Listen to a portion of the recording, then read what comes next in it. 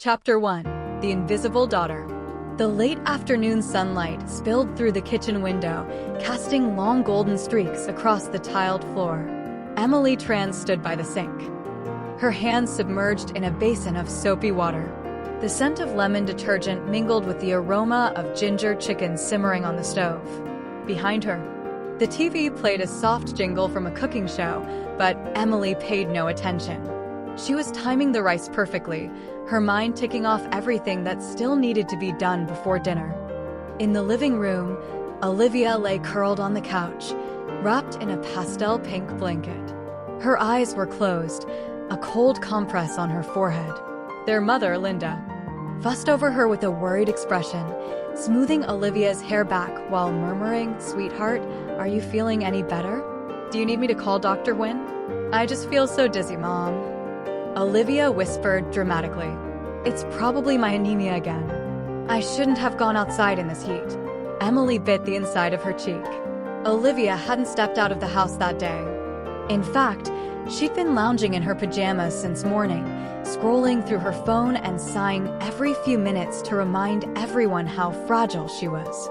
"I told you not to strain yourself," Linda said, almost tearfully. "Let Emily do everything. You just rest." And she did. She always did. Emily rinsed the last plate, her knuckles red from the hot water. She dried her hands on a dish towel and turned toward the hallway. "Mom, the rice is ready.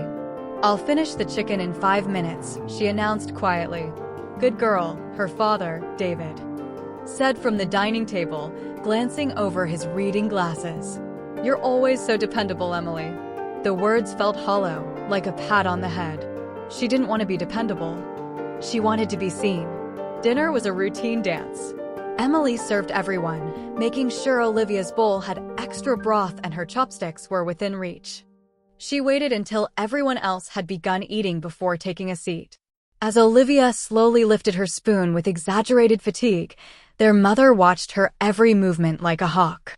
Emily's phone buzzed in her lap. She glanced down. A message from her biology teacher.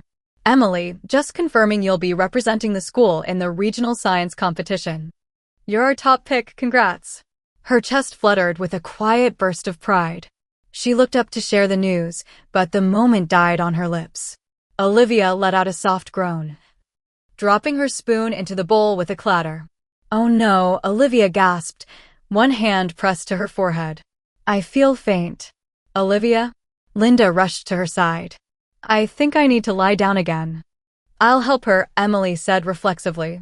"No," Linda barked, startling her. "You've done enough. Just sit." Emily recoiled slightly, nodding.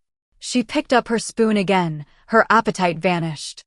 Olivia leaned into their mother, glancing at Emily with a flicker of something. Was it satisfaction? Or guilt? Later that night, Emily sat in her room at the small desk wedged between the window and her twin bed. Her textbooks were open, but her focus had long dissolved. She stared at her phone, reading the message again. Representing the school. Regionals. A step closer to the scholarship in Boston. Her dream. A soft knock interrupted her thoughts. "Come in," she said. Her father entered, carrying a mug of chamomile tea. "For you," he said, setting it down. "Thanks, Dad." He sat on the edge of her bed, glancing around her room, the walls decorated with pinned-up diagrams, quotes from Marie Curie and Jane Goodall, a small whiteboard filled with formulas and deadlines. "You're always so dedicated," he said. "Just like your mom was, back in college." Emily smiled faintly. "I got a message today. Mr. Carver confirmed I'm the school's pick for the regional science competition." David's brows rose. "That's wonderful news." "I know. And if I win, it could lead to the Boston scholarship. I've been researching the program. It's competitive, but this is a real chance." He nodded, but there was hesitation in his eyes. She knew that look too well. "Emily," he began gently, "you know your sister's condition makes things difficult." "I know," she interrupted. "But this has nothing to do with Olivia. This is about me. She's been feeling worse lately. And she really wanted to try for that same scholarship. She said it's the only dream she's had since her diagnosis. You have so many strengths, Emily. Maybe you could. Give it up, she asked, voice sharper than intended. Because she cried first? David blinked, surprised. Emily immediately regretted the tone but didn't apologize. She can barely stay conscious for a full school day, Emily added, calmer now. She hasn't submitted her application materials. She doesn't even want to major in science. She just doesn't want me to have it. David sighed. Emily, I've always stepped back. Always. Let her have the last cookie, the quiet bedroom, the new shoes. I cleaned, cooked, stayed home when she was sick. I didn't complain. But this is my life. He said nothing for a long time. Finally, he stood up, his expression unreadable. Just, don't do anything rash. When he left, Emily closed her laptop, turned off her lamp, and lay in bed staring at the ceiling. The house was quiet, save for the occasional creak of floorboards. Outside, the streetlights buzzed gently, casting shadows on her wall. She loved her sister. But love didn't mean surrender. She pulled the covers up to her chest, and for the first time in years, she allowed herself a thought she used to bury deep. What if I lived a life where I wasn't the invisible daughter? Chapter 2. The Performance. Sunday morning arrived cloaked in an unusual stillness. The Tran household normally buzzed with movement, clinking bowls, the hum of the vacuum, Linda shouting reminders about errands. But today, it felt like the calm before a storm. Emily sat at the breakfast table alone, stirring her oatmeal, eyes dull. Her mother hadn't come downstairs yet. Olivia was still asleep, or pretending to be. Her father sat across from her, engrossed in the newspaper, but Emily could feel the tension radiating from him like static electricity. After last night's conversation, the air between them had turned colder. Dad. Emily began cautiously about the regional competition. Before she could finish, a loud thud echoed from upstairs. Emily flinched. Another thud, followed by a faint cry. Olivia. Her mother's voice rang out. David leapt up. Emily froze. The familiar pattern unfolded like a script they all knew by heart. The sound of hurried feet. The door flinging open. Olivia's voice trembling. I just stood up and everything went black.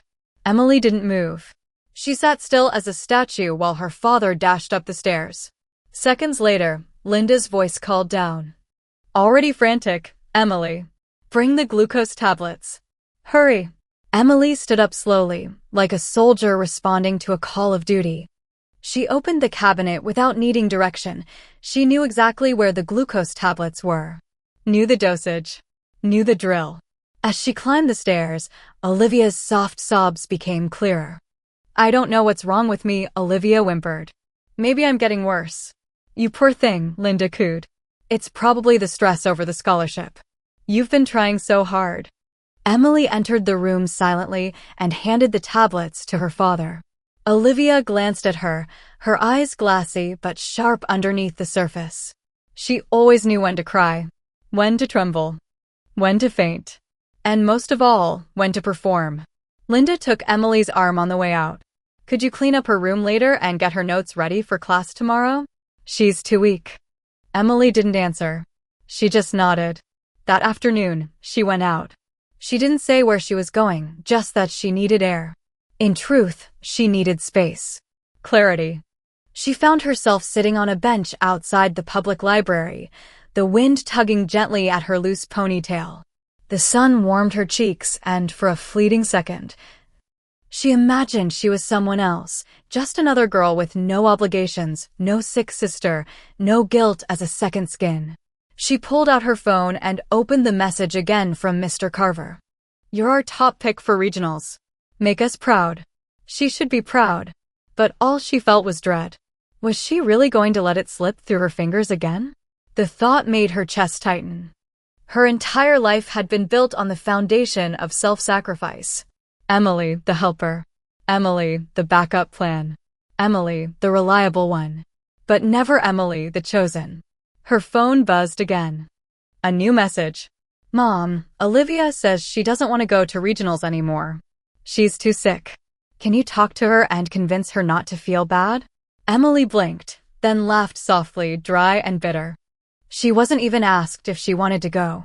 The conversation had already been twisted into her comforting her sister for not taking away what was never hers to begin with. It was manipulation dressed in martyrdom. And Emily was done. That night, Olivia appeared at her bedroom door without knocking. She wore her usual pale sweater and matching slippers. A glass of water trembled faintly in her hands, almost too perfectly. "Hey," Olivia said, stepping inside. "You're mad at me." Emily didn't respond. Olivia sat on the edge of the bed.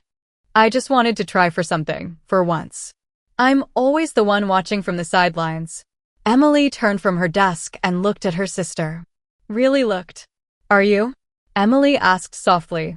"Because from where I'm sitting, you've always been the center of everything." Olivia's lower lip quivered. "That's not fair. Neither is asking me to give up something I earned." "I didn't ask." "No," Emily said, voice steady, "you didn't have to. You knew how they'd react. How they always do. You cried, and they came running." Olivia's face flushed. "I didn't fake being sick." "I know. But you use it." Silence stretched between them. Olivia looked down at her hands. "I don't know how to stop," she whispered. Emily's heart twisted. For a moment, she saw her sister not as the manipulative figure who had stolen years from her, but as a scared, broken girl who didn't know who she was without her illness. "I'm not asking you to," Emily said. "Quieter now. But I am asking you not to take things from me just because you're afraid I might leave you behind." "I'm not." "You are," Emily said. "And I might." She sent the application that night. Clicked submit with shaking fingers. A short essay about personal sacrifice. A list of extracurriculars she had carved into her nights while others slept. A dream she had carried in silence. Then she did something she hadn't done in years. She called her aunt in Sacramento, her mother's younger sister, who had moved away years ago after an argument with Linda.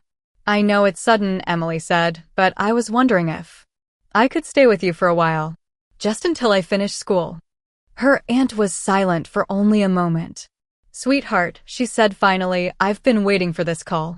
Emily felt something tighten in her throat. The invisible daughter had finally taken her first step into the light. Chapter 3. The decision no one saw coming. For the next 3 days, Emily moved like a ghost through her own home. She still did the dishes. Still watered the backyard basil plants her mother adored. Still brought Olivia tea when she coughed just loud enough to be heard from downstairs. But something had changed. She wasn't afraid anymore. Her application had been submitted. Her aunt had offered a place to stay. And for the first time in her life, Emily Tran felt like her life belonged to her. One evening, as she was folding laundry in the living room, her mother emerged from the kitchen, wiping her hands on a dish towel. The smell of lemongrass chicken clung to her clothes, but her face was tight and unreadable. "I heard from the school today," Linda said, her voice calm but clipped. Emily didn't look up from the shirt she was folding. "Oh? They said you confirmed your attendance at the regional competition. I thought we agreed you would let Olivia." "No," Emily said, not loudly, but firmly. "We didn't agree. You told me what you wanted, and I didn't agree." Linda blinked, as if surprised to hear the resistance spoken aloud. "She's not doing well, Emily." "I know," Emily replied, looking at her mother now. "But I'm not doing well either. I just learned how to hide it better." Her mother's lips parted slightly, then pressed shut again. "I'm not trying to hurt her," Emily continued. "But I've spent my whole life being the one who gets pushed aside. You say Olivia's sick. I say I've been suffocating." Linda's joy tightened. "You're being selfish." Emily dropped the towel in her hands. "No," she said. "For once, I'm not." The next day, the house vibrated with a quiet kind of tension. David came home from work early and pulled Emily aside in the hallway, near the family photo wall, the one where every picture seemed to favor Olivia's smile, Olivia's birthday. "Olivia in the hospital." "I know this is important to you," he said, gently. "And I understand how much you've done for this family." Emily waited. "But your mother's right," he added. And the air drained from the hallway like a dying breath. "Your sister can't handle the pressure right now. And this could be her last chance to feel like she matters." "I matter too." Emily replied softly, looking him straight in the eye. But none of you ever noticed. She turned away, back straight, her heart racing. She had made up her mind. That night, while the Tran household slept, Emily packed. She didn't take much, just 2 suitcases, one with clothes, the other with books and papers and the framed picture of her and her aunt from the summer she spent in Sacramento years ago. The last time she remembered laughing freely. Her room looked smaller now, like it had been shrinking around her for years, and she had just realized it. She stared at the window, at the desk lamp that had lit hundreds of late-night study sessions, at the ceiling where she'd stared while pretending not to cry. At 5:40 a.m., her Uber arrived. She left a letter on the dining table, carefully folded, addressed to both parents. I love you, but I need to love myself too. I'm not leaving out of hate. I'm leaving because if I stay, I'll keep disappearing. Please don't call. I'll reach out when I'm ready. Emily. She stepped out into the morning air, still dark and crisp. Her breath fogged in front of her face. Her heart pounded not with fear, but with freedom. 2 hours later, chaos erupted in the Tran home. Linda found the letter first. She screamed so loudly that David dropped his coffee mug in the kitchen. Olivia came running down the stairs, breathless and pale. She's gone. Olivia gasped. Gone where? David, in disbelief, reread the letter over and over as if it would magically change. We didn't think she'd actually leave, Linda whispered, her voice cracking. She's always been so obedient. She didn't even say goodbye, Olivia added, tears forming in her eyes. She hates me. She doesn't hate you, David said, though he sounded uncertain. Then Olivia collapsed. Not theatrically this time, but real. Her knees buckled, and she crumpled onto the kitchen floor. David caught her mid-fall. But the panic in his eyes said it all. Linda rushed to call an ambulance. But even in that chaos, as Olivia trembled in her father's arms and the sirens began to wail in the distance, the echo of Emily's letter lingered in the room like a shadow they couldn't ignore. If I stay, I'll keep disappearing. Miles away, Emily sat by the window on a Greyhound bus bound for Sacramento, her hands wrapped around a lukewarm coffee cup. She didn't look back. Outside, the first streaks of sunrise stretched across the sky, soft and pink and full of promise. Inside, for the first time in her life, Emily breathed without asking permission. Chapter 4, A Room of Her Own. The bus pulled into Sacramento just past 10 a.m., the sunlight filtering through the large terminal windows like a silent welcome. Emily stepped off, her 2 suitcases bumping behind her, sneakers crunching softly against the pavement. Her aunt, Nancy Nguyen, stood waiting by a pillar, dressed in a loose cardigan and jeans, her long black hair tied in a bun. She looked exactly as Emily remembered, practical, warm, and steady. Nancy said simply, then opened her arms. Emily dropped her bags and stepped into the hug. For a few seconds, she let herself melt into it. Not the kind of embrace that came with expectations or conditional love, but one that simply said, I'm here. Nancy didn't ask questions. She didn't press for explanations. She simply took the heavier suitcase, nodded toward the parking lot, and said, let's get you home.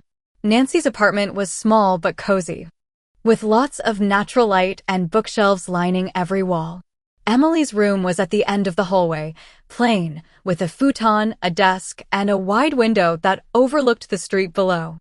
It wasn't much, but it was hers. She sat down at the desk and opened her laptop. First, she emailed Mr. Carver. Confirmed, I'll be attending the regional competition in March. Thank you for believing in me. Emily Tran. Next, she checked the scholarship deadlines. She still had 2 essays to finish and a virtual interview to prepare for. Her schedule was tight, but her mind was clear for the first time in years. That evening, Nancy cooked bonzio, crispy Vietnamese pancakes filled with shrimp and bean sprouts. They ate together on the balcony, a breeze tugging playfully at their napkins. When I left home, Nancy said between bites, your mom didn't speak to me for 2 years. Emily looked up. Really? Nancy nodded. She thought I was selfish. I thought I was saving myself. We both weren't wrong. But time has a way of softening sharp edges. Do you think she'll hate me? Emily asked quietly.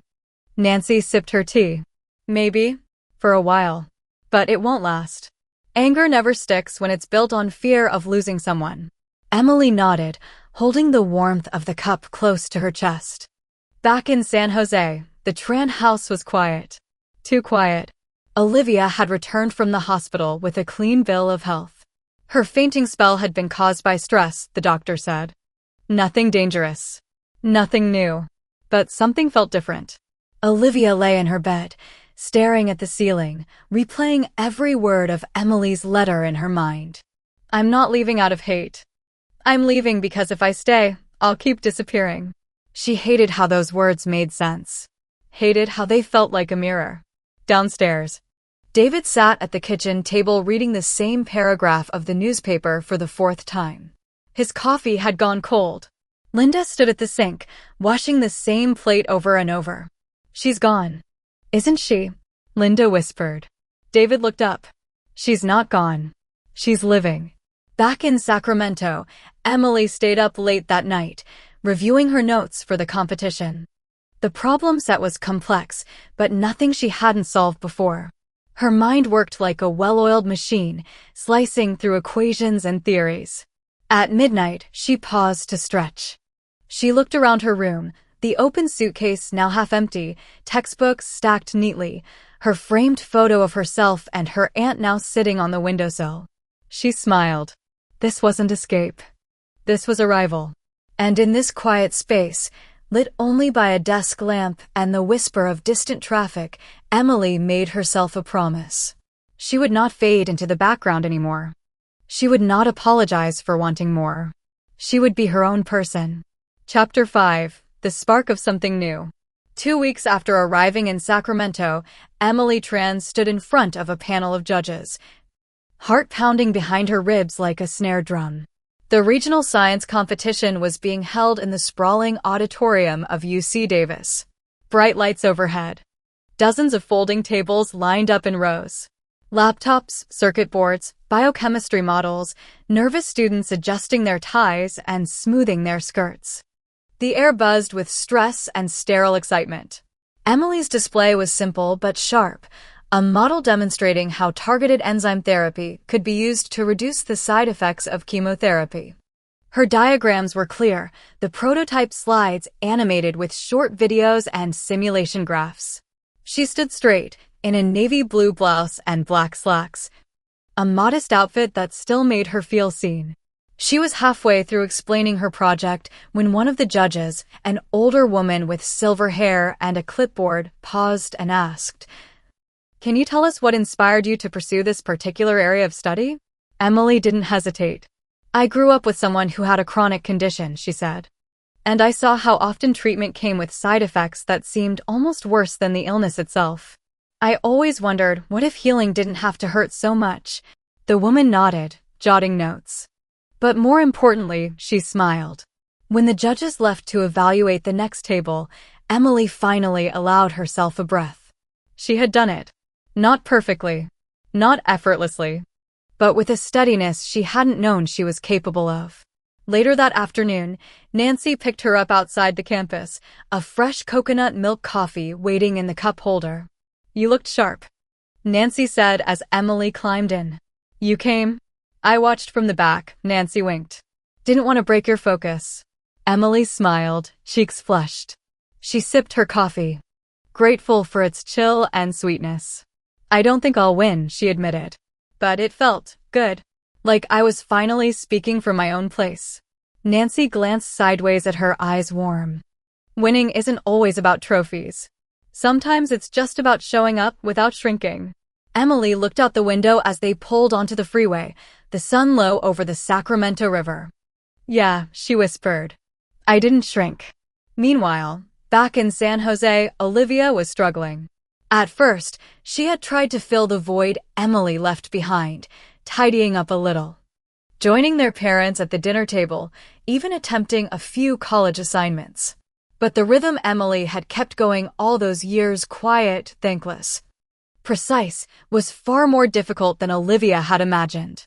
Laundry piled up. The basil plant in the backyard withered. The silence at home was deafening. Worst of all, the attention had shifted. No longer was Olivia the delicate daughter being hovered over every minute. Her mother, for the first time, was short with her. Her father sometimes sighed at her requests. And the constant, unsaid question floated above her head like a storm cloud. Why didn't you stop her from leaving? Olivia sat in Emily's old room one evening, the air stale with dust and absence. Her eyes landed on a stack of chemistry books, sticky notes still marking chapters. She picked one up. Read a sentence. Didn't understand a word. Her phone buzzed beside her. A text from her best friend, Clara. Is it true your sister made it to UC Davis Regionals? She's amazing. Olivia put the phone down. Suddenly, she wasn't the center anymore. That weekend, Emily received an email. Subject: UC Davis Regional Final Results. Dear Emily Tran, we are pleased to inform you that your project has placed in the top 3 finalists and has been nominated for the West Coast Emerging Scientist Award. Please confirm your attendance for the state-level exhibition next month in Los Angeles. Emily read the email 3 times, her hands trembling slightly. Then she let out a breathless laugh, part disbelief, part joy. Nancy looked up from the kitchen where she was peeling mangoes. Good news, she called. I placed, Emily said, voice cracking. Nancy hooped, coming over with juice-stained fingers and wrapping Emily in a sticky hug. You did it, Em. No, Emily said softly. I started it. That night, Emily sat in her room with her laptop open, a blank email draft glowing on the screen. She stared at the 2-line, fingers hovering. She typed, mom.linda.tran@gmail.com, dad.david.tran@gmail.com. She didn't write much. Hi, Mom and Dad. I wanted to let you know that I made it to the next round in the science competition. I'll be going to LA next month. I hope you're doing okay. Emily. She hit send. She didn't expect a reply. But for once, she wasn't sending it for their validation. She was sending it because her voice mattered. Because she had finally found her own fire, and this time, she wouldn't let anyone dim it. Chapter 6. Silence and Static. Back in San Jose, the email sat unread for almost a full day. Linda didn't check her inbox often, and when she did, it was mostly spam, discount codes from department stores, newsletters from Olivia's old middle school. She saw Emily's name in the subject line and froze. Her hand hovered over the mouse. David walked into the kitchen just as she clicked. She's going to LA, Linda murmured. Eyes scanning the short message. David placed his coffee mug down gently. That's great news. She didn't even say where she's staying. She said she's okay. That's something. Linda stared at the message a while longer, then closed the laptop slowly as if the screen itself might burn her. I never thought she'd actually leave. Not really. David sighed. You know, I think part of me always knew she would. One day, Linda swallowed. I just don't understand how she could do it without saying goodbye. No phone call. No visit. She tried, David said quietly. She tried for years. Linda blinked, eyes stinging. Upstairs, Olivia sat at the top of the staircase, her back pressed against the wall, eavesdropping. Her hands clenched the sleeves of her sweater tightly in her fists. She hated how quiet the house had become without Emily. Hated the way her parents looked at her now, tired, uncertain, almost wary. For the first time in her life, Olivia wasn't the center of gravity. And she didn't know who she was without the orbit. Emily, meanwhile, had no time to dwell on the silence from home. Her days were packed with research, Zoom calls, emails with mentors, and the occasional late-night walks with her aunt through the quiet neighborhoods of East Sacramento. Nancy was gentle company, never invasive, always present. Sometimes they talked about science. Sometimes they talked about grief. Sometimes they said nothing at all. But one evening, as they washed dishes together, Nancy asked a question that had been hovering unsaid for weeks. Do you miss her? Emily paused. Olivia? Nancy nodded. Emily shrugged, her voice soft. I miss the version of her I always hoped she'd be. That's fair. I used to think she couldn't help how she acted, that it was the illness. But now I see a lot of it was choice. Or habit. And maybe I helped build that habit by always giving in. Nancy dried a plate and said gently, "That's something most people don't realize until much later." Emily smiled sadly. "Sometimes I wonder if it's too late to fix it." Nancy turned to her, eyes kind but steady. "Sometimes healing doesn't mean fixing the other person. Sometimes it just means setting yourself free." Later that night, Emily video called Clara, her only close friend from San Jose. Clara had always been the peacemaker type, funny, kind, but never willing to get too involved in the Tran family drama. But when Emily appeared on screen, Clara looked genuinely relieved. I've been stalking your socials. Are you seriously going to the state-level round?" "Yeah," Emily smiled shyly. "Crazy, right? Crazy awesome. You deserve this. Seriously." Clara hesitated, then leaned closer to her screen. "Hey, just so you know, Olivia's kind of unraveling." Emily frowned. "What do you mean?" "She hasn't been showing up to class. She posted this vague story on Instagram yesterday, like, 'What's the point of trying if people always leave?' It was very theatrical." Emily's chest tightened, but she held her expression still. "Thanks for telling me. Do you think you'll talk to her?" Emily considered that. Then, slowly, she shook her head. "Not yet." The next morning, Emily received a text from an unknown number. "Hey, it's Olivia. I got your email. Congrats on LA. Guess you finally got what you always wanted." Emily stared at the message, unsure what emotion rose first: anger, sadness, guilt, or pity. "Thanks," she typed back after a pause. "I hope you're doing okay." No response came. She didn't expect one. But oddly, the silence didn't hurt this time. It just felt real. 3 days later, Emily stood at a podium at UC Davis for a Betrayal. Media interview. The press was minimal, mostly student journalists and one local paper. But it was still the first time Emily was interviewed not as Olivia Tran's younger sister, or the dependable daughter, but as Emily, the scientist, the speaker, the young woman whose name was finally being spoken aloud. A girl in a blazer asked her, "What advice would you give to students who feel like they're not seen or valued at home?" Emily blinked, taken aback. Then she smiled softly. "I'd say, there's power in being the quiet one. In watching and learning. You develop a strength that doesn't scream. But eventually, if you give yourself permission, you'll stop hiding. And that voice you've been waiting for? It's always been yours." The room fell silent. Then came a gentle ripple of applause. She stepped down from the stage, not taller, not louder, but more certain than ever. Chapter 7: Echoes in Los Angeles. The train to Los Angeles hummed steadily along the coast, the ocean flickering to the left like a dream in motion. Emily sat by the window. Her research notes spread across her lap, but her eyes wandered more often than they read. The coastline was beautiful, sure, but it was the feeling of movement, of transition, that stirred something inside her.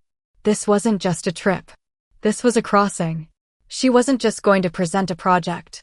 She was stepping into a version of herself she had never dared imagine growing up, independent, recognized, in control. Nancy had offered to accompany her, but Emily had politely declined. "I think I need to do this part alone," she'd said. Her aunt had understood.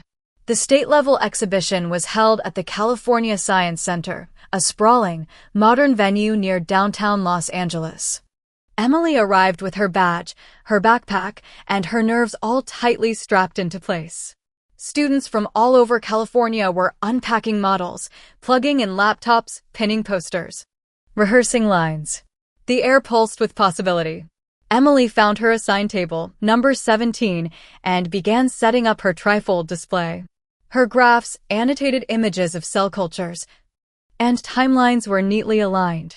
Next to her, a boy named Caleb from San Diego was building a wind-powered desalination model. He glanced over and grinned.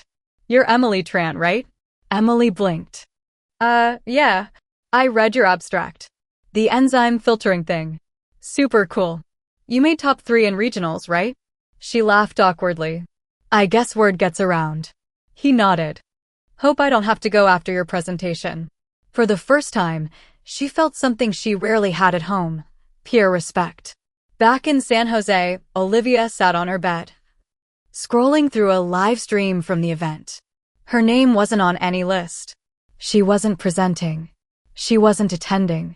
She was watching from the sidelines, truly this time. When Emily stepped on stage for her time talk, Olivia put the phone down and listened. Her sister looked composed. Her voice was clear, smooth, persuasive. She had tied scientific passion with personal experience, offering both heart and intellect in a way that captivated the room. Olivia felt something strange. Not jealousy, not anger. Regret. Not because Emily had succeeded, but because she had spent years making that success harder. She'd made herself the center of the story for so long, and it had cost her the one person who used to orbit gently around her. At the exhibition, as Emily descended from the stage, she felt relief course through her. She had done it. No stutters. No skipped slides. The judges had nodded. A few had even smiled. As she returned to her table, a small group of students and mentors approached to ask questions. One of them, a woman in a sleek navy suit, offered a firm handshake. Dr. Renee Bishop, Stanford Biotech Fellowship Program. Your project caught our eye. Would you be open to a mentorship consult next month? Emily nearly dropped her water bottle. Yes. Absolutely. She had to steady her breath to keep from grinning too wide. After so long being invisible, the spotlight felt unreal. But not unwelcome. That evening at the hotel lounge, Emily sat by the glass wall overlooking the glittering LA skyline. Her phone buzzed beside her. A message from an unknown number. Emily, it's Mom. Your dad showed me the video of your talk. You were incredible. I'm sorry we didn't see it sooner. Her breath caught. Another buzz. We're proud of you. Truly. If you ever want to come home to visit, the door is always open. She didn't know what to feel. Gratitude? Closure? Maybe both. But she wasn't going home yet. And maybe not ever in the same way again. A third buzz.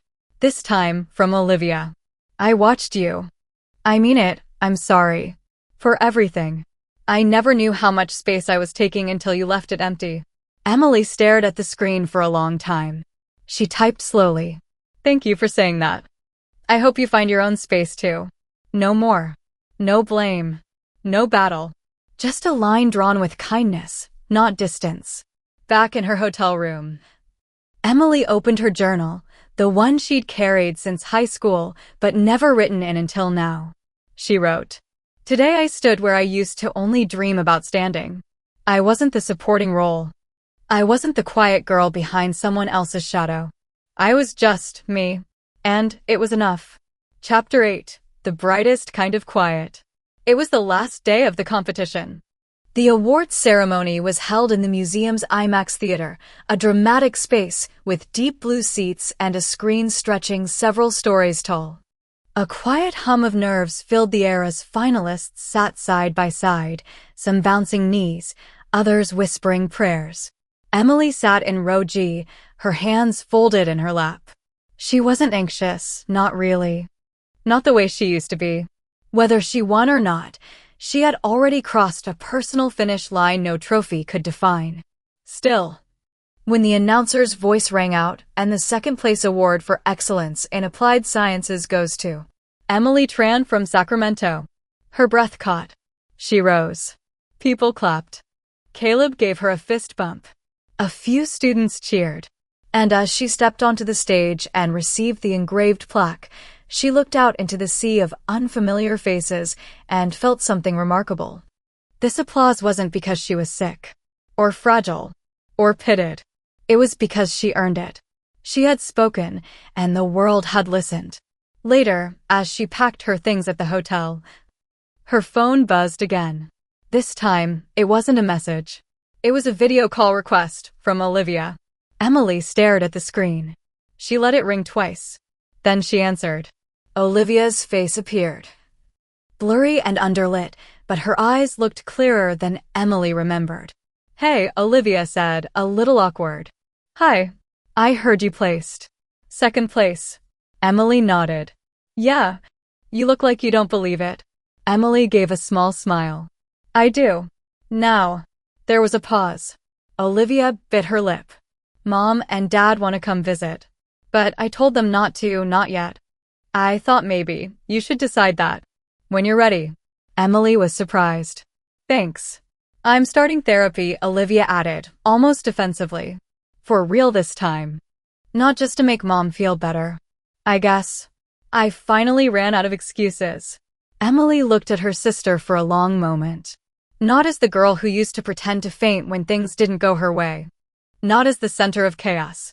But as someone fragile in a new way, honest, uncertain, and trying. That's a good place to start, Emily said. Another pause. I still don't know who I am without being the one everyone saves, Olivia confessed. You figure it out one day at a time, Emily replied. And sometimes it helps to step back and let someone else shine, even if it's quiet. They didn't say goodbye. They just ended the call when there was nothing more to say. And it felt okay. Back in Sacramento, Nancy greeted Emily at the train station with a bouquet of yellow daisies and an enormous grin. I'm officially your manager now, she joked, holding up her phone. Your Stanford contact emailed again. Emily laughed, her suitcase in tow. You'll have to fight my high school biology teacher for the title.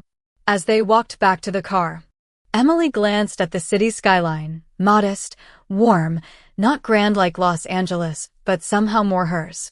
Sacramento wasn't where she was born, but it was where she had been reborn. That night, she sat again at her desk, a award plaque beside her, her journal open. She wrote, I used to believe love meant shrinking, meant giving up so someone else could be okay. But now I know. Real love doesn't require you to vanish. It wants you to grow, even if it means stepping away. She closed the journal, turned off the lamp, and let herself rest, not because she was exhausted from carrying too much, but because she was finally light enough to sleep in peace. Chapter 9. The letter she never thought she'd write. Spring was beginning to stretch its fingers across Sacramento, blooms on the trees, warmth in the wind. Golden sunlight peeking into Emily's bedroom earlier each morning. It had been a month since the competition in Los Angeles. A month since her quiet video call with Olivia. A month since she'd started to feel like her own life wasn't temporary. Her plaque now hung modestly above her desk. Her inbox was no longer silent, filled instead with research inquiries. A mentorship offer from Stanford and emails from her academic advisor encouraging her to consider graduate school. It should have felt like a rival. But something inside Emily tugged at her ribcage each time she passed a certain tab on her laptop, saved under the simple name, Home. It was a folder of old scanned photos. Birthday cakes. Christmas trees. Olivia blowing out candles while Emily clapped from the corner of the frame. School report cards. A family trip to Yosemite when she was 10, Olivia bundled in 3 jackets. And Emily holding the thermos. Always holding something. Always helping. On a quiet Sunday morning, Emily opened a blank Word document and began to type, not for school, not for a scholarship, but for herself. Dear Mom, I've started writing this letter more times than I can count. Maybe I was waiting for the perfect version of me to appear, the one who had already forgiven, who no longer felt angry or tired. But maybe that version doesn't exist. Maybe it doesn't have to. I left because I had to. Not because I hated you. Not because I hated Olivia. But because I couldn't keep being the ghost in my own story. You once told me that love means giving everything you have. I think I misunderstood. I gave until there was nothing left. And no one noticed. Now I'm learning to give without disappearing. I'm doing okay. I'm not asking for anything. But I hope someday we can sit down, not as the mother and daughter who kept hurting each other, but as 2 people who both tried their best and finally learned to try differently. Love. Emily.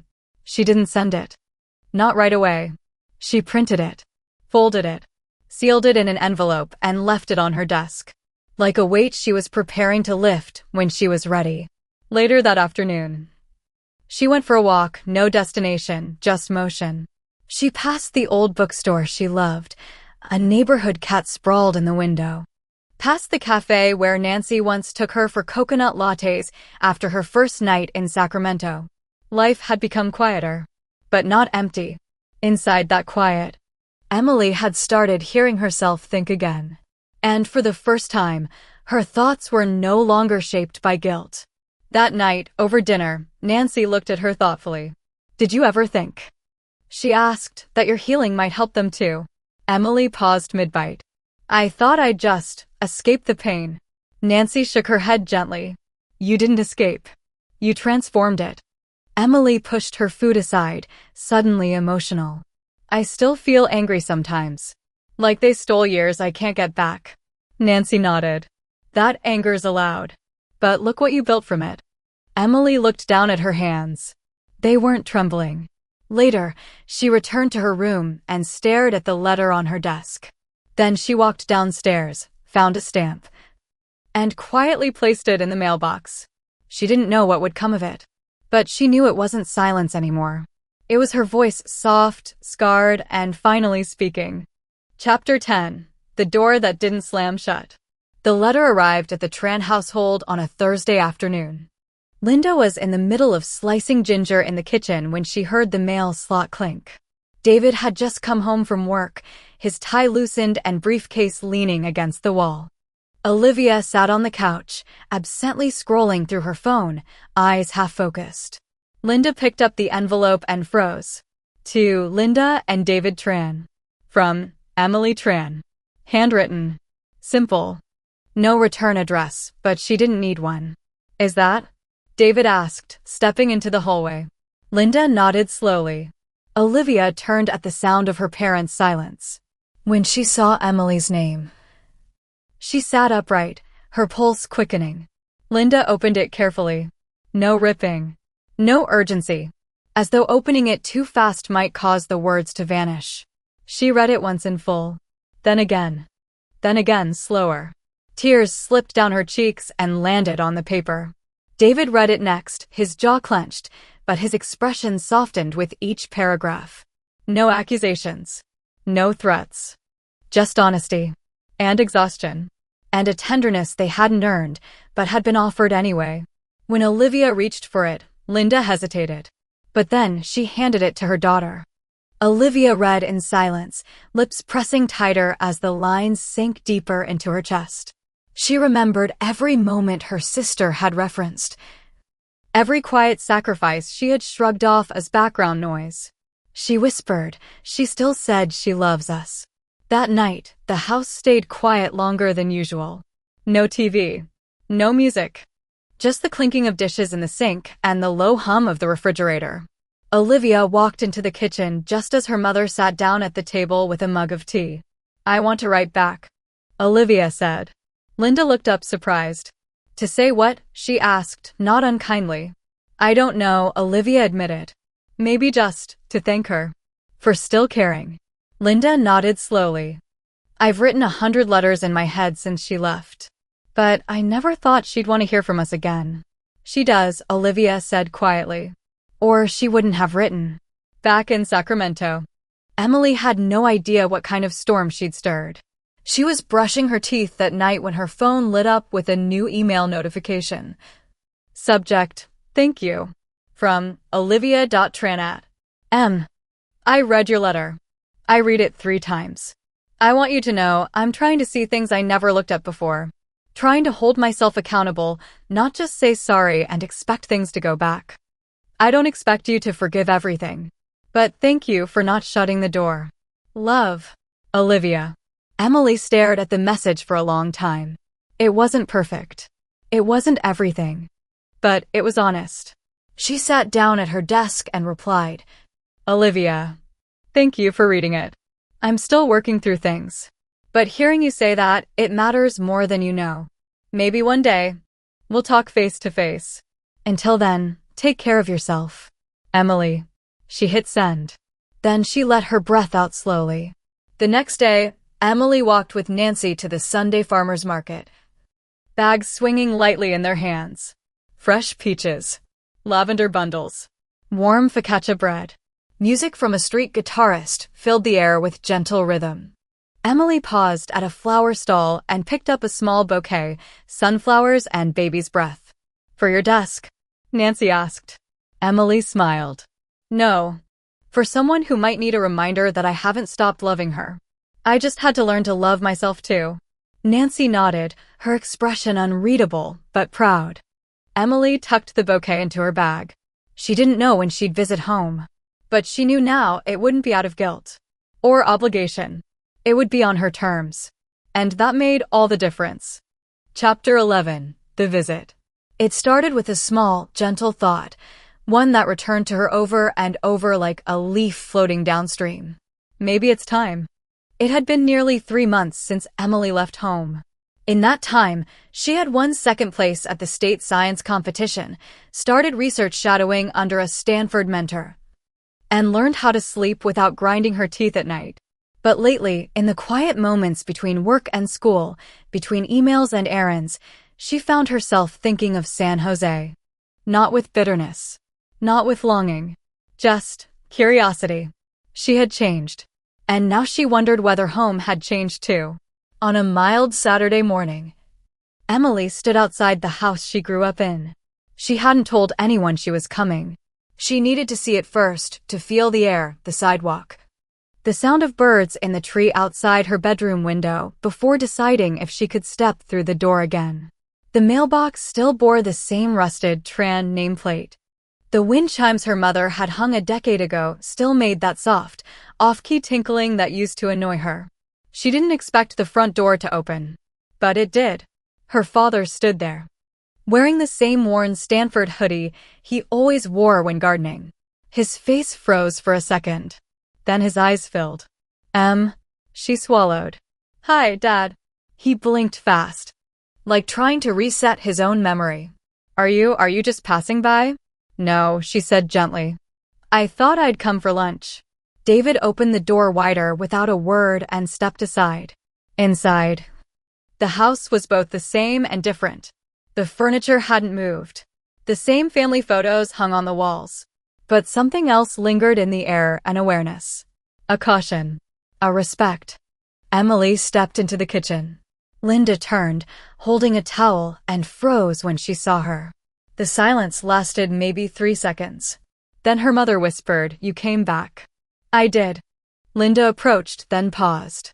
Her hands trembled slightly. "I don't want to smother you. I don't want to say the wrong thing." Emily gave a small, weary smile. "You're saying the right thing already." Linda reached out, slowly, and Emily let her pull her into a quiet embrace. It was not the desperate hug of someone trying to make up for everything at once. It was the hug of someone saying, "I see you now." They ate lunch together, spring rolls, grilled chicken, a simple bowl of soup. No one filled the silence too quickly. David asked about her project. Linda asked about her apartment. Emily kept her answers honest but light. Then Olivia came downstairs. She wore sweatpants and no makeup. Her hair was tied up loosely, and she looked like she hadn't quite slept enough. But her eyes were steady. "Hey," Olivia said. "Hey." The sisters stood across from each other, unsure of what to do next. Then Olivia held up a hand awkwardly. "I started painting." Emily blinked. "Seriously?" "Yeah. I even got into a community class. Acrylics. You'd hate it, too messy."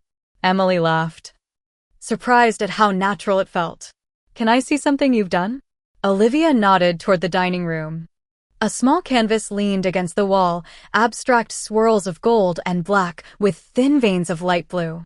"It's called The Space Between," Olivia said quietly. Emily looked at it. Really looked. "It's beautiful." Olivia gave a shy smile. "It's messy, but I'm not hiding behind it." Emily nodded. "Neither am I." They didn't hug. Not yet. But they didn't need to. There was something more important between them now. Understanding.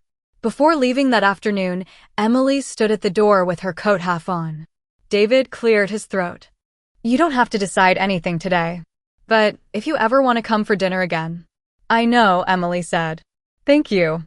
Linda stepped forward. "And if you don't, that's okay too. We'll be proud of you either way." Emily looked at them both. The words weren't perfect. The past wasn't erased. But the weight of expectation had finally been lifted from her shoulders. She stepped outside, sunlight warming her face. The door behind her didn't slam shut. It remained slightly open, just enough to let the light in. Chapter 12. The New Normal. The next time Emily visited, she rang the doorbell instead of walking straight in. She waited until someone answered. Not out of fear or formality, but because she wanted to come as a guest, not a ghost returning to her old shadows. David opened the door, apron on, flour on his fingers. Hi, Em, he smiled. You're early. Bread's still rising. She grinned. I brought dessert. He chuckled. Now that's a sentence I never thought I'd hear from you.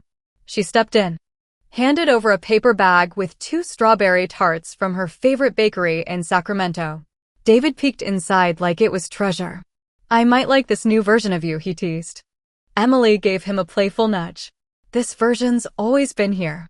You just couldn't see her. The house felt less like a museum now. Some pictures on the wall had changed, one of Olivia smiling with a paintbrush, another of Linda and David at a local garden. Emily even spotted a new frame with her own face. Standing on stage in Los Angeles, mid-speech, her expression focused and proud. She stared at it for a long second. It wasn't centered. It wasn't larger than life. It was just there. A part of the home. That somehow meant more. At dinner, Olivia talked about her art class and how she'd been volunteering at a youth center twice a week. She said it casually, like she wasn't even trying to impress anyone. Emily watched her carefully, waiting for the old Olivia to return, to subtly redirect the conversation toward herself or exaggerate her struggles for sympathy. But she didn't. She talked like someone who was learning to carry her own weight. Slowly, unevenly, but willingly. So, Olivia said, turning to Emily as they ate, "How's the Stanford mentorship going?" Emily raised an eyebrow. You remember that? Of course. You told us last time. I even looked up your mentor, Dr. Bishop. She has 3 patents. Emily blinked. Yeah. I didn't think you'd be interested. Olivia shrugged. I figured. If I can't be the smartest person in the family, I might as well be the proudest. Everyone laughed, genuinely this time. Even Emily. After dinner, Linda offered to box up leftovers. But Emily politely declined. I'm cooking for myself now, she said with a smile. And Nancy would tease me if I showed up with your egg rolls again. Linda's smile faltered a little. And Emily noticed it. There was still that trace of longing behind her mother's eyes, wanting to reclaim lost closeness, to reach through the wall of mistakes. But instead of trying to tear the wall down, Linda simply nodded. You've always liked things your way. Emily didn't correct her. Instead, she said, now I just know I'm allowed to. Linda nodded. And we're learning too. As Emily was leaving, Olivia followed her to the front door. I was thinking, she began, shifting on her feet, maybe sometime I could visit you in Sacramento. Emily tilted her head, surprised. Not to move in or anything, Olivia added quickly, just a weekend. I want to see what your world looks like now. If that's okay. Emily hesitated, not because she didn't want it, but because she was still learning what it meant to want something without obligation. She finally said, I think I'd like that. But no pretending to faint if you don't get the good couch. Olivia laughed, rolling her eyes. Deal. On the drive back to Sacramento, Emily rolled down her windows, letting the wind dance through her hair. The road stretched ahead like a ribbon of possibility. She didn't feel torn between homes anymore, because she wasn't choosing between family and freedom. She was learning how to hold both without dropping herself in the process. Chapter 13. The Invitation. It started with an email. Subject, Lunch and Science. UC Davis Women in STEM Panel. From Dr. Renee Bishop. To Emily Tran. Hi Emily. We'd love to feature you as a guest speaker at the upcoming undergraduate panel next month. Nothing formal, just a conversation about your path, your challenges, and how you carved your own way. Think of it as mentoring through storytelling, *. Let me know if you're open to it, *. Dr. B*. Emily stared at the message, rereading it twice. Her? A panelist? Her imposter syndrome flickered for a second. Who was she to give advice? She was still figuring things out, still learning to believe in her own voice. But another voice inside her, the one that had grown stronger over these past few months, whispered, "You don't need to be finished to be worth hearing."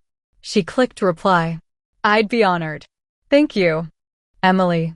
Later that evening, she sat on her balcony with Nancy, sipping hot tea as the sun dropped below the Sacramento rooftops. "I'm speaking on a panel," Emily said casually, like she was trying to test how it sounded. Nancy smiled. "I hope you're not asking me to buy a VIP ticket. I think they only serve cookies." "Well, then I'm definitely coming." They laughed. Then Nancy asked, "Are you inviting your family?" Emily stirred her tea slowly. "I don't know." Nancy didn't push. She rarely did. But the question lingered. A week later, Emily stood at her closet, trying to choose an outfit for a small photo shoot the university scheduled for panel promotion. A message from Olivia popped up on her phone. "Just finished my first full-sized canvas today. I think I'm starting to like who I am when I'm not trying to be the center of everything. Want a picture?" Emily typed back, "I'd love one. Also, I'm speaking on a panel next month at UC Davis. Not a big deal, just a lunch thing. But if you wanted to come, I could save you a seat. Asterisk." She hovered before hitting send. Then she did. A moment passed. Then Olivia replied, "Yes, please. Also, what does one wear to a panel that's casual but still makes your sister proud?" Emily laughed aloud. That weekend, she mailed a printed invitation to her parents. Simple. Handwritten on a small note card. Asterisk, "Hi Mom and Dad. I'm speaking at UC Davis next month, Women in STEM. It would mean a lot to me if you came. No pressure. Just wanted to let you know." Asterisk. She didn't know if they'd come. She didn't send it hoping to fix the past. She sent it because this was a new chapter, and they were welcome if they could meet her there. On the day of the panel, Emily stood backstage, adjusting the lapel mic clipped to her blouse. The audience beyond the curtain murmured softly. Students, faculty, a few mentors and community guests. Then she spotted them. Nancy, sitting in the third row, smiling proudly. Next to her, Olivia, dressed in a clean blue blazer and sneakers, holding a sketchbook in her lap like it was armor. And on the end, Linda and David. No fanfare. No guilt. Just presence. They had come. Emily took a deep breath. Not out of fear, but to make room for the next version of herself to walk forward.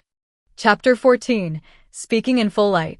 The auditorium lights dimmed. A gentle hush fell over the room as the panel moderator, a physics professor with kind eyes and a lanyard full of pins, stepped up to the podium. "We're honored today to welcome 4 extraordinary young women, all of whom have carved unique paths through the world of STEM. Each of them has faced setbacks, pressure, and transformation. But more than that, each has learned how to define success on her own terms." Applause followed, polite and warm. Emily sat at the far end of the table on stage, her notes folded neatly beside her. Her heart beat steadily, not with panic, but with purpose. When it was her turn to speak, she stood. She looked out at the crowd. Third row, Nancy. Next to her, Olivia, looking up with steady eyes. At the end, her parents. Linda clasping her hands tightly in her lap, David leaning slightly forward, expression unreadable but present. And then there were dozens of others, young women with notebooks open, curious and wide-eyed. This time, Emily didn't shrink. "My name is Emily Tran," she began, "and for most of my life, I didn't know I was allowed to want things just for me." She let the sentence settle. "I grew up in a home with a lot of love, but also a lot of silence. I learned to give. I learned to support. I learned how to disappear so someone else could feel seen." Heads nodded in the audience. And I thought that was strength. That being the quiet, reliable one was noble. But what I didn't realize was that every time I stepped aside without asking why, I was making myself smaller. Until I didn't recognize who I was anymore. She looked toward Olivia. Not to blame, but to honor the full truth. What changed for me wasn't just a scholarship or a competition or a mentorship. It was the moment I said, I exist. I have needs. I deserve space. That was terrifying. Because real love, sometimes gets tested by boundaries. Her voice didn't shake. But the right people will meet you there. And even when they can't, you can still choose to meet yourself. She smiled softly. So if you're sitting here wondering if your story matters, if your path, your version of success, your kind of voice is worth hearing, please know, it is. You don't need to be loud. You don't need to be perfect. You don't need to be finished. Her hand rested lightly on the podium. You just need to be real. And ready. And brave enough to begin. The room went still. Then applause swelled, genuine, rising full. After the panel, Emily stood by a refreshment table, accepting congratulations and shaking hands. She felt lighter, not because the moment had ended, but because she had walked through it whole. Then Olivia appeared, holding a folded paper in her hand. I made something during your speech, she said. Emily opened it. A sketch, quick, minimal lines of her standing at the podium, but instead of a microphone, her hand held a blooming sunflower. Her face turned to the audience. Her feet planted. The title scrawled beneath it, in full light. Emily's throat tightened. Live. I'm proud of you, Olivia said. I didn't always understand you. But I see you now. And I see you, Emily whispered. As the room cleared, Linda approached slowly, David behind her. We didn't know what to expect, Linda said, her voice gentle, hesitant. I didn't either, Emily admitted. David stepped forward. But it was beautiful. And brave. Linda wiped a tear.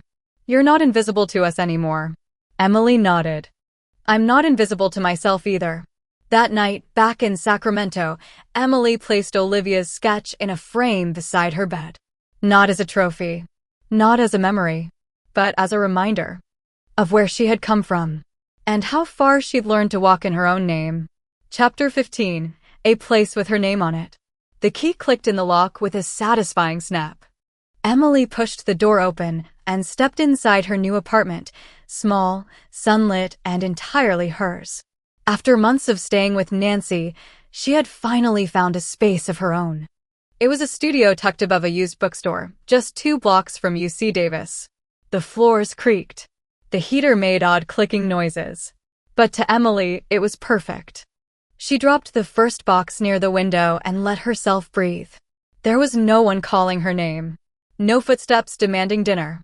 No sighs in the next room that carried guilt like perfume. Just silence. And possibility.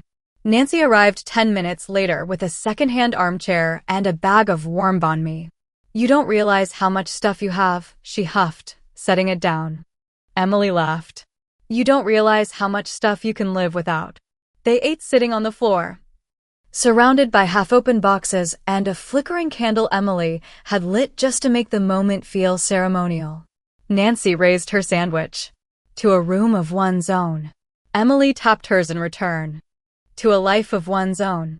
The first few days in the new apartment felt like camping. A mattress on the floor. A single lamp. A kettle that whistled too loudly. But every item she unpacked made the space feel more like her. The framed photo of her standing with the other panelists at UC Davis. Olivia's sketch, in full light. The sunflower mug Nancy had given her when she first moved in. Even the old calculator from high school that had been worn smooth from overuse. By the end of the week, it didn't feel like a transition. It felt like arrival. One evening, as Emily organized her bookshelf, science texts on one side, fiction on the other, her phone buzzed with a video call. Olivia. She answered. Nice lighting, Olivia teased, squinting at the candlelit corner. You look like you're being interviewed for a crime documentary. Emily grinned. Welcome to my minimalist era. Looks good, Olivia said, genuinely. I like that wall color. What do you call it, academic eggshell? Funny. You should see the bathroom. It's anxiety gray. They both laughed. Then Olivia sobered, just a bit. Hey, can I ask something weird? Always. What does it feel like to live alone? Emily paused, setting a book aside. Peaceful, she said. Like I can hear myself think. Like I don't have to earn the right to be still. Olivia nodded slowly. I want that. Someday. You'll get there, Emily said. On your own terms. That night, as rain tapped gently against her window, Emily sat in her new armchair with a journal in her lap. She wrote, "There's no one version of home. Sometimes it's a building. Sometimes a memory. Sometimes a person. Right now, for me, it's this. A quiet room. A soft lamp. A cup of tea. A life where I don't have to apologize for taking up space." She closed the journal. Outside, the streetlight flickered once, then steadied. Inside, Emily Tran did the same. Chapter 16. The Quiet Strength. The morning light filtered softly through the curtains of Emily's small apartment, casting a warm glow on the spines of her books and the small potted fern by the window. Emily sat at her desk, sipping coffee and reviewing research articles, the peaceful quiet of the space grounding her in a way she had never known was possible. Her phone buzzed gently, breaking the stillness. It was a text from Olivia. "Hey, can I come visit this weekend? I brought some new canvases and thought you might want to see them." Emily smiled and quickly replied, "Of course. I'd love that." The thought of Olivia visiting brought a flutter of nervous excitement. Their relationship had been fragile but growing, like a delicate plant that needed careful tending. The weekend arrived, and Emily found herself tidying the apartment with an unexpected energy. She rearranged the small living area, dusted off shelves, and even made a fresh batch of jasmine tea, a tradition she'd started with Nancy. When Olivia arrived, the two sisters embraced awkwardly at first, the weight of past wounds still lingering in the space between them. But soon the room filled with warmth and laughter as Olivia unpacked her canvases, sharing the stories behind each brushstroke. Emily listened, encouraged, and for the first time, truly saw her sister, not as the fragile, manipulative figure from her past, but as someone striving to find her own voice. That evening, over tea and soft music, Olivia confided, "I'm finally starting therapy.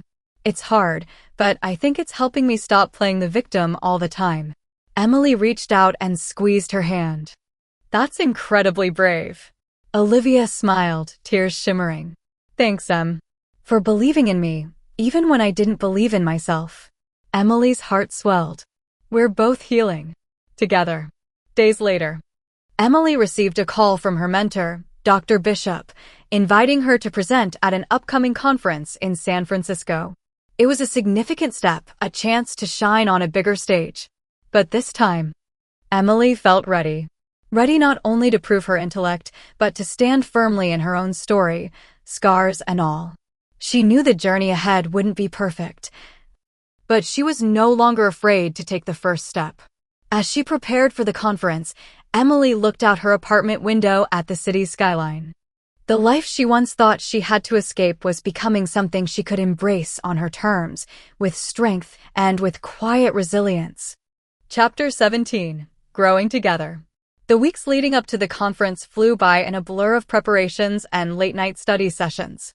Emily immersed herself in her work, finding a balance she hadn't thought possible between her career aspirations and her personal life. Olivia became a constant presence, visiting often with new paintings and a renewed spirit. Their conversations grew deeper, touching on hopes, fears, and the unspoken wounds they both carried.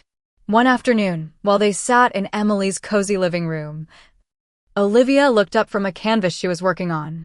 "I'm thinking about applying to art school," she said quietly. "I want to pursue this, really." Emily smiled warmly. "That's amazing. You've come so far." Olivia nodded, eyes shining. "And I want to be there for you too. Not just as your sister, but as your friend." Emily reached over and squeezed her hand. "We're both on new paths now. I'm proud of you." At the conference, Emily delivered her presentation with confidence and passion. The applause was genuine, and she felt the weight of years of silence lift as she stood in the spotlight not as someone's shadow, but as herself. Afterward, Dr. Bishop pulled her aside. "You're destined for great things, Emily. Keep pushing boundaries." Emily thanked her, feeling a sense of belonging she hadn't known she was missing. Back home, the sisters celebrated with a quiet dinner, sharing stories and dreams late into the night. Emily knew challenges would come, but for the first time, she faced the future with hope, knowing she was not alone. Chapter 18: Healing in Layers. Spring deepened in Sacramento, and with it, Emily's sense of peace grew. Her apartment became a sanctuary filled with laughter, art, and the steady hum of possibility. One afternoon, Emily received an unexpected call. It was her mother. "Emily," Linda's voice trembled, "I'd like to come visit you. Maybe we can talk, properly." Emily paused, heart fluttering.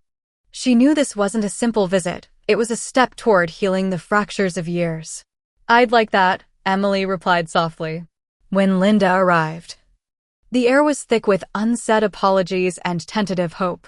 Over tea and jasmine-scented candles, they began to bridge the gap with honest words and gentle forgiveness. Emily realized healing wasn't a single moment, but a series of small acts, each one layered with courage. The visit marked a new chapter, not just in their relationship, but in Emily's own journey. She was learning that strength was not about never breaking, but about choosing to rebuild. Chapter 19: The Conversation That Changed Everything. The late afternoon sun filtered softly through the living room curtains as Emily and her mother sat across from each other, cups of tea warming their hands.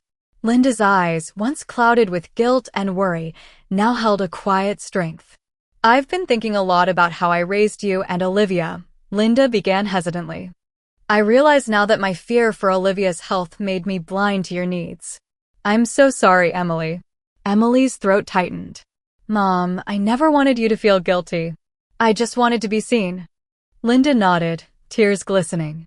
"You deserve to be seen, loved for who you are, not just as the strong one who takes care of everything." Emily reached out, taking her mother's hand. "I'm ready to move forward, together." In that moment, the years of silence and misunderstanding began to unravel, replaced by hope and the possibility of true connection. That evening, Emily texted Olivia. "Mom and I talked.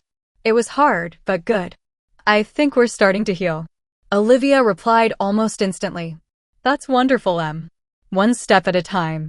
As night fell, Emily looked out at the city lights, feeling lighter than she had in years. She was no longer just surviving, she was finally living. Chapter 20: Home. On her terms. The morning sun poured warmly through the windows of Emily's apartment, illuminating the small but vibrant room she had made entirely her own. Sunflowers in a vase caught the light, casting dancing shadows on the walls, a reminder of growth, resilience, and hope. Emily sat at her desk, reviewing the final draft of her latest research paper. The quiet was no longer a void, but a space filled with possibility. Every note, every sentence, was a step forward, both professionally and personally. A soft knock interrupted her thoughts. Olivia stepped inside, carrying a canvas wrapped in brown paper. "I finished this last night," Olivia said, placing it carefully beside Emily's desk. "It's called New Beginnings." Emily unfolded the canvas. Swirling colors, blues, greens, and gold melded together, vibrant and full of life. "It's beautiful," Emily whispered.